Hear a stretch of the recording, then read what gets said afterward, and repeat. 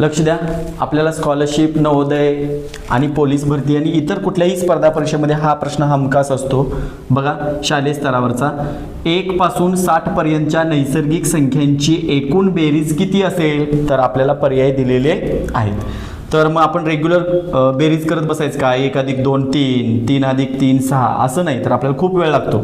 तर त्याच्यासाठी एक सूत्र आहे की क्रमवार संख्यांची बेरीज जर आपल्याला काढायचं असेल तर काय आहे, पहिली संख्या म्हणजे क्रमातली पहिली संख्या अधिक शेवटची संख्या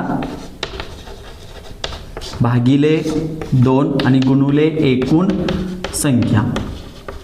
काय सूत्र आहे आपल्याला, पहिली संख्या अधिक शेवटची संख्या भागिले 2 गुणुले एकूण असणाऱ्या संख्या. आता पहिली संख्या कोण आहे, 1 पासून सुरू होते, 1च आहे, अधिक शेवटची संख्या किती आहे आपल्याकडं 60 भागिले 2 आणि गुणुले एकूण संख्या किती आहेत, कुठून कुठपर्यंत काढायच्या आहेत आपल्याला, 1 पासून 60, म्हणजे टोटल संख्या किती झाल्या मग आपल्या एकूण 60.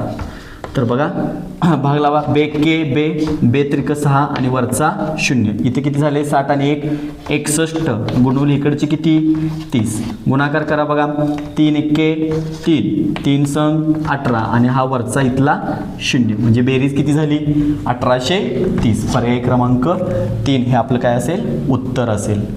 जर व्हिडिओ आवडला असेल तर व्हिडिओला लाईक करा, सबस्क्राईब करा आणि शेअर करायला विसरू नका.